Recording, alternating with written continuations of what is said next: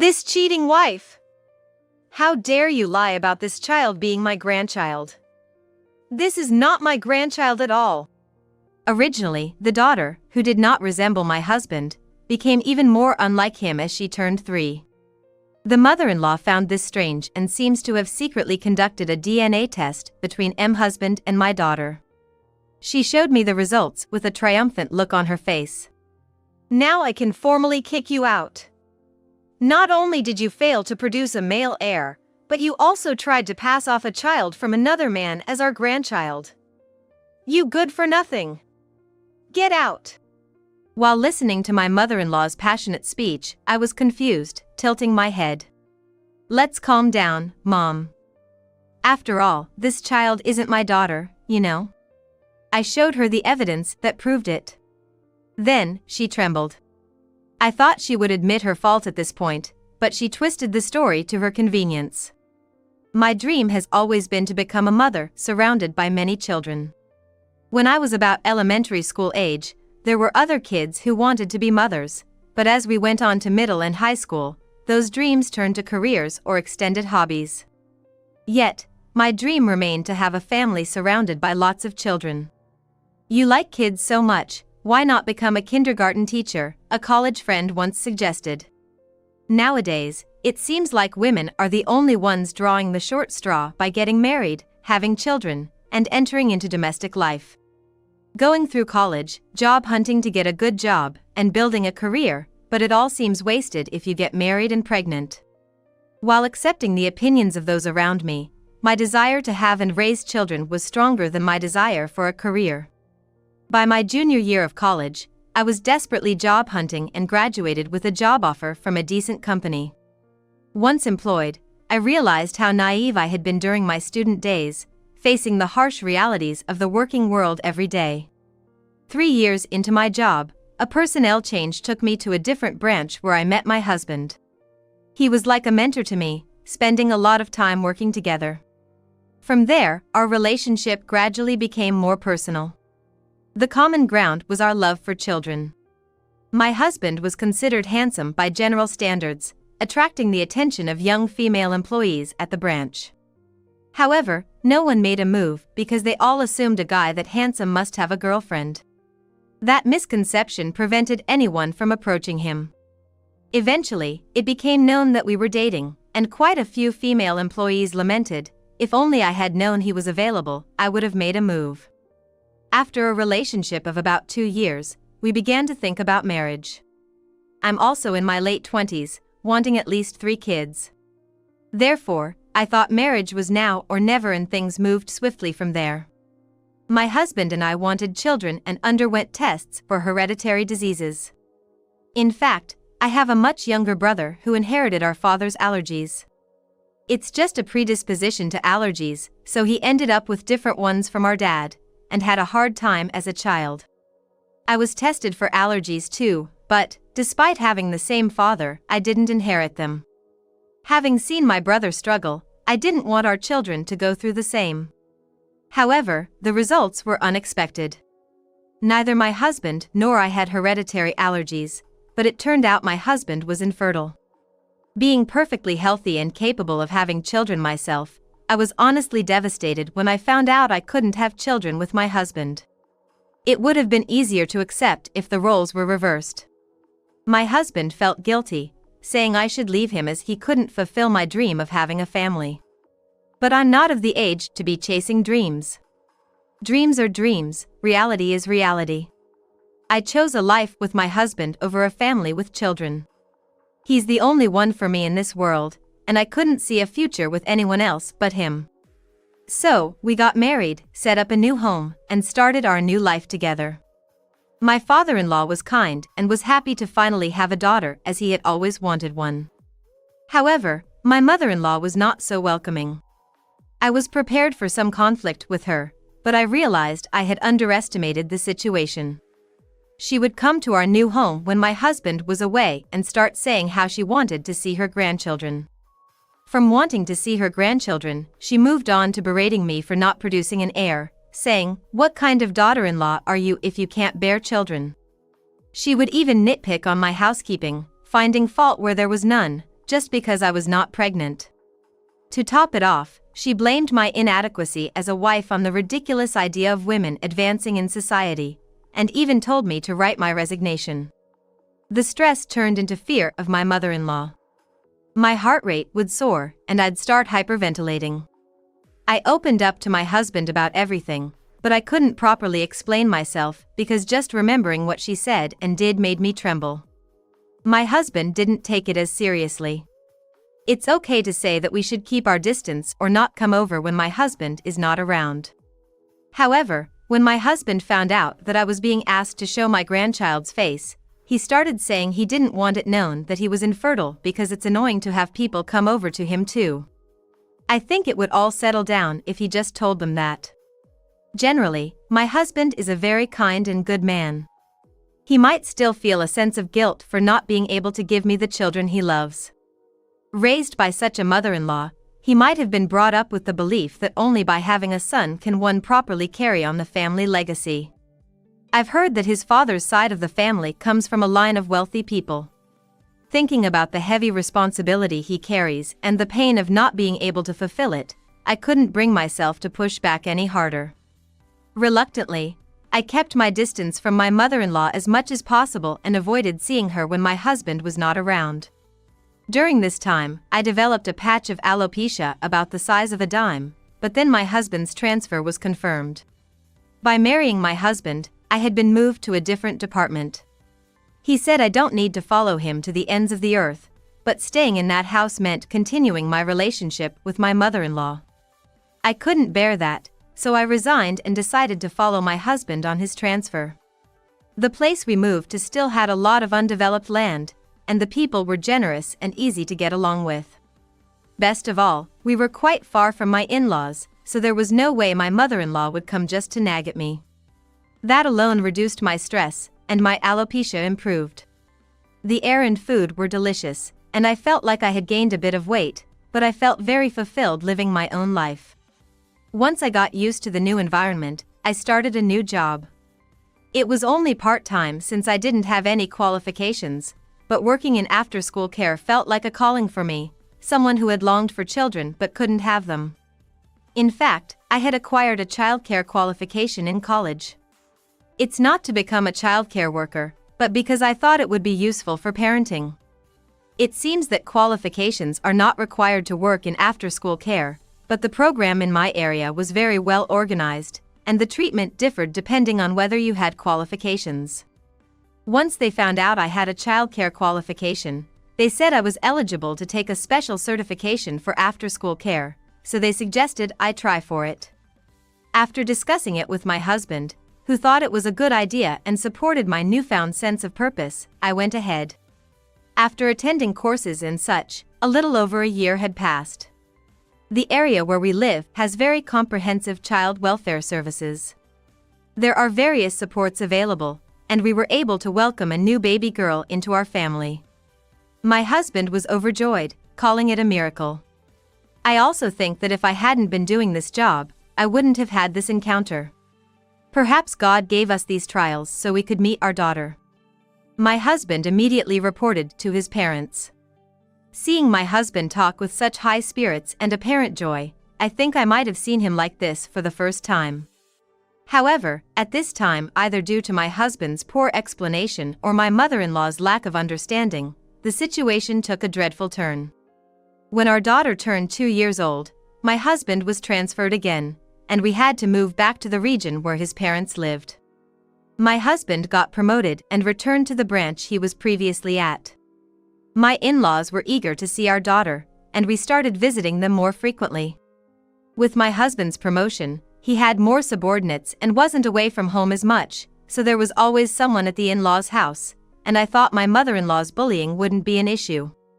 The long-awaited granddaughter was cherished greatly by my mother-in-law. However, her happiness did not last long. When are we getting a male heir? Don't act all high and mighty just because you've given birth to one grandchild. I don't remember doing anything to upset my mother-in-law. But it seems I'm still an unwelcome presence to her. What's with keeping the pregnancy a secret and only announcing the birth? Was there something shameful? Normally, you'd announce a pregnancy first, right? She berated me as an unreasonable daughter-in-law. This was supposed to have been explained by my husband. I took it that she knew yet chose to say it on purpose. Gradually, my mother-in-law's complaints extended to my daughter. They say a daughter takes after her father, but my granddaughter doesn't resemble my son at all. It's natural they don't look alike, but she started saying it on purpose. Not only did she tell me this, but when my daughter tried to approach her with grandma, she would say, "Don't come over here with your dirty hands," pushing her away as if she were something filthy. Even during meals at the in-laws, if my daughter didn't eat neatly and spilled her food, she was scolded for not having good manners and had the back of her hand slapped repeatedly.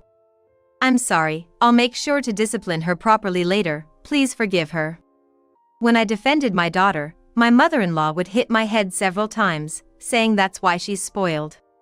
By the way, if my father-in-law or husband were there, she wouldn't dare to behave so horribly towards me or my daughter. My daughter started saying, "Grandma," scary, and grew distant from my mother-in-law. Then, she started calling my daughter a charmless grandchild. My father-in-law, as always, was very fond of her, and my daughter grew very attached to him.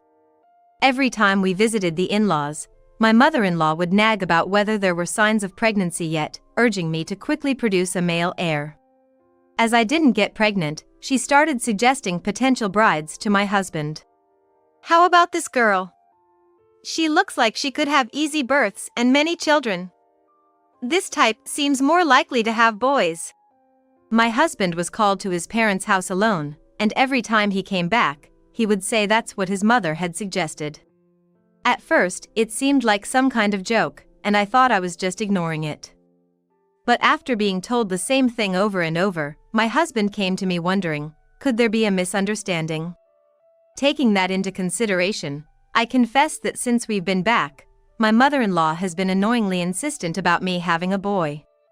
Moreover, she has been very cold because our daughter doesn't look like her father, and what she calls discipline is more like corporal punishment. I also told him that our daughter is scared of her grandmother. After all, my mother-in-law's attitude hasn't changed since we got married. In fact, I feel like it's gotten worse. Her treatment of my daughter, especially, is so blatant that it's chilling to think what she might have done when I'm not around. My husband seems to have realized just how painful it was to be constantly nagged by his mother to have a son. He apologized for saying we should just keep our distance, admitting he was wrong and asking for my forgiveness, though belatedly. There are pains you can't understand until you experience them. I told him it's okay. And we discussed what we should do next. As a result, my daughter and I decided to avoid going to my in-laws as much as possible and not to meet my mother-in-law face to face. Instead, my husband continued to make appearances at his parents' house whenever called by my mother-in-law. While it's an unbearable humiliation, he initially didn't think of divorcing me and mentioned waiting for the right moment to clarify things. But every time, he came back saying there wasn't a good time today. I knew he had no intention of divorcing and remarrying, and I thought it was better for him to handle my mother-in-law than for me to take action. So, I wasn't worried about him visiting his parents every time he was called, but unexpectedly, things turned in my mother-in-law's favor. Until now, the candidates for remarriage she introduced were only shown to him in photos. But this time, she went so far as to introduce a woman directly to him. Unintentionally, the woman fell in love with him at first sight. He is still handsome, and even if he doesn't like someone, he maintains basic politeness. What was just social politeness for him seemed to be taken seriously by her. I don't think he would say something he doesn't mean, but there's a chance my mother-in-law twisted his words to the woman. With her plan working perfectly, my mother-in-law's actions intensified. This happened when my daughter turned 3. Originally, my father-in-law had contacted us wanting to celebrate my daughter's birthday. But since my husband and I were not keen on having it at my in-laws, we asked to wait a bit longer so we could organize it on another day. My husband prepared for the granddaughter's birthday party. "You're off today, right? Come over with her." Impatient, perhaps he planned it as a surprise. Reluctant as we were to face my mother-in-law, it seemed unfair to refuse, so we took my daughter to my in-laws. However, when we arrived at my in-laws, my father-in-law was not there. At the house, for some reason, was my mother-in-law along with the woman she had suggested as a potential wife for my husband. I had a DNA test done on my son and granddaughter. They just didn't resemble each other much. I didn't want to doubt, but seeing the results, I thought it was clear. You've been cheating, haven't you? Passing off a child from another man as our son's. That's enough evidence to demand a divorce, isn't it? Then, my mother-in-law started urging my husband, you were being deceived, and that such a frivolous woman was not suitable to be your wife. The woman she had suggested as a bride was chiming in with my mother-in-law, clapping her hands and chanting for divorce. I was honestly astounded. Taking advantage of my silence, my mother-in-law and the candidate kept saying whatever they wanted. It was nothing but noise to me. It wasn't that I couldn't argue back, I was just too appalled to even bother. Gathering my wits, I took out a piece of paper and showed it to my mother-in-law. Sorry to burst your bubble, but it makes perfect sense that my daughter doesn't look like my husband. Moreover, she's not even my biological child. What? What I showed to my mother-in-law was a copy of the document proving that we had welcomed our daughter through a special adoption process. It was evidence of the adoption being finalized, and since she wouldn't understand if explained verbally, my husband and I had decided it was quicker to show her the proof, carrying a copy in case a situation like this ever arose. By the way, our daughter doesn't yet know this fact. She might have some suspicions, but we have no intention of hiding it from her. How dare you deceive us? I welcomed her thinking she was my granddaughter, and she turns out to be someone else's child. That's even worse than if you had cheated and had the child. She criticized me for welcoming a child whose biological parents were unknown. Then my husband shouted, "Silence. I explained everything, right? That we welcomed our daughter through adoption. How did it turn into my wife cheating and having the child? Are you out of your mind?" He lost his temper at my mother-in-law's cruel words. He quickly regained his composure and confessed something he had never told his mother. The reason we can't have biological children is my fault. I found out before we got married that I'm infertile. So, my wife is not to blame at all. He showed the copy of the test results from when he had found out. Then he revealed that he had asked me not to tell this fact to his mother. Realizing that the inability to have biological grandchildren was due to her own son, she was lost for words and hung her head. And it became clear that the only one who hadn't known or understood was my mother-in-law herself, leaving her struggling to process everything. In that moment, my husband declared we were cutting ties with her. No matter the misunderstanding, harassing psychologically and bullying a small child is not something adults do. My husband accused her, saying she had gone far beyond what could be forgiven. She was disowned by her beloved son, but her reaction was minimal, and she might not even understand what had happened. However, having no further reason to speak with my mother-in-law, we left her place. That night, we received a call from my father-in-law. He asked what had happened in his absence, so we told him everything, and he immediately came over to our house. He apologized to me and my daughter for his wife's rudeness. My daughter seemed not to fully understand, but said, if Grandpa says it's okay, then it's okay. I couldn't be as forgiving. All I could manage was to say I understood. The many actions and words from my mother-in-law had been like hell for me. A few days later, my mother-in-law, who was supposed to have been disowned by my husband, suddenly barged into our house, yelling. And for some reason, my husband's potential bride was also with her. Clearly, she hadn't understood my husband's declaration of estrangement, as expected. You must have made my son turn against me, right? My son is kind, he's just pitying you and protecting you. The potential bride echoed her, screaming like she was in charge of the ruckus. We are the saviors who have come to rescue our victim's son from the evil clutches of his wife. My mother-in-law shouted, see for yourself, and as she raised her hand towards my daughter who had peeked out from the room. My daughter flinched in shock, and I shielded her with my body. But the expected pain did not come. Looking up, I saw my husband had stepped between me and my mother-in-law, protecting us. From another room came a loud voice. My father-in-law, who had been hiding in another room, couldn't hold back any longer and burst out. "What did your granddaughter ever do to you? Accept reality for once." He was standing in front of my mother-in-law to protect me and my daughter. My mother-in-law, not expecting my father-in-law to be there, was taken aback, opening and closing her mouth in surprise. In fact, my father-in-law had been suspicious of the actions of my mother-in-law and the potential bride during his absence and had been keeping an eye on them. He had sensed they were up to no good and informed us.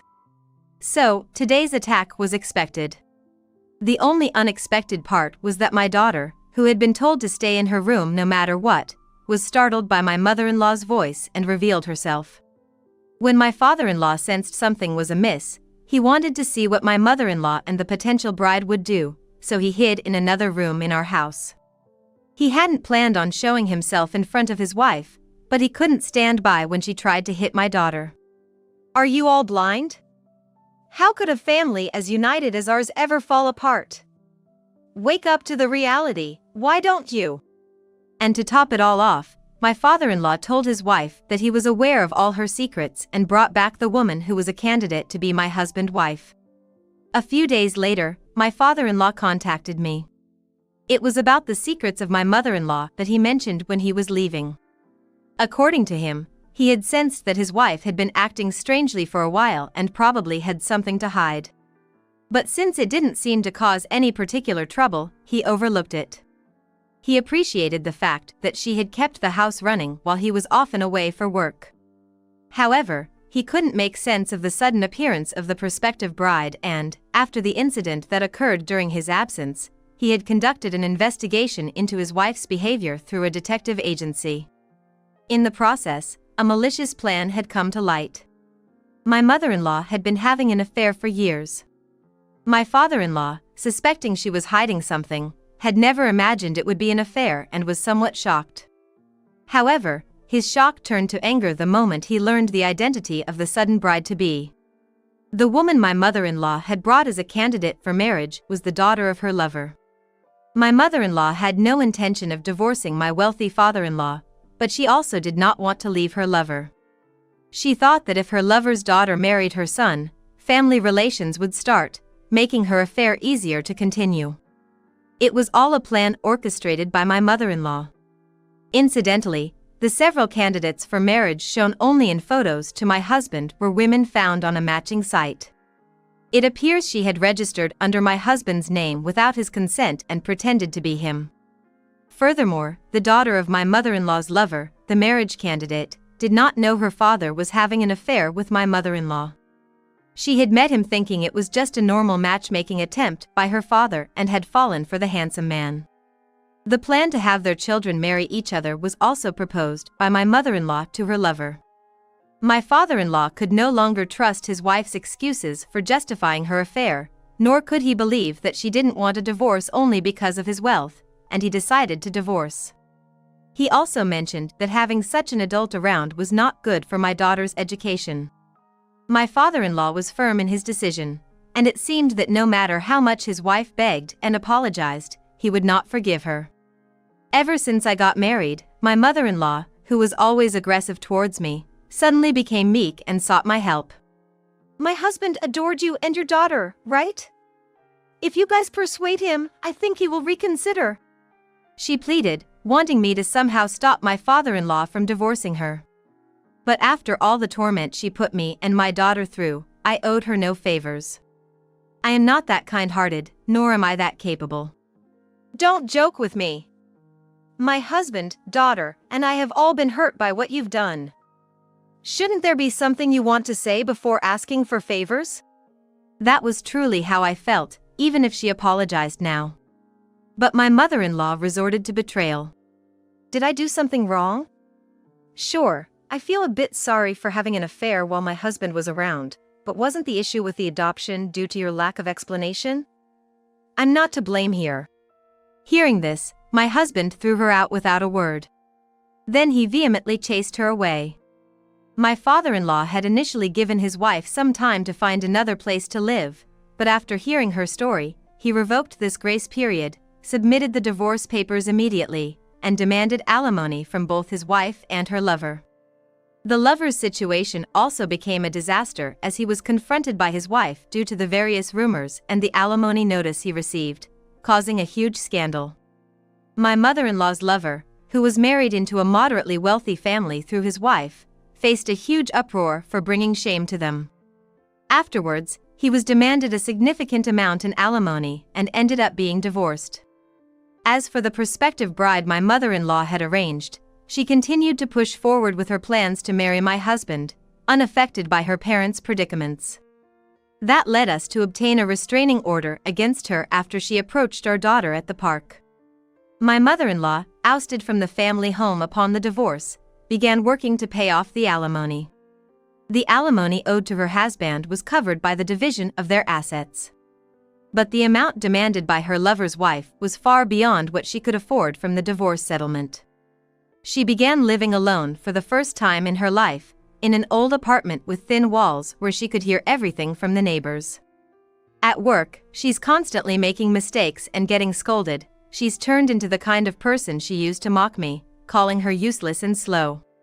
For the first time in her life, over half a century, she started living a life filled with misery. Our family has grown even closer through this. My daughter is now always laughing and showing interest in various things. Right now, I'm just so excited to see how she grows. My former father-in-law also regularly checks in on us and has become a wonderful grandfather, absolutely smitten with his granddaughter.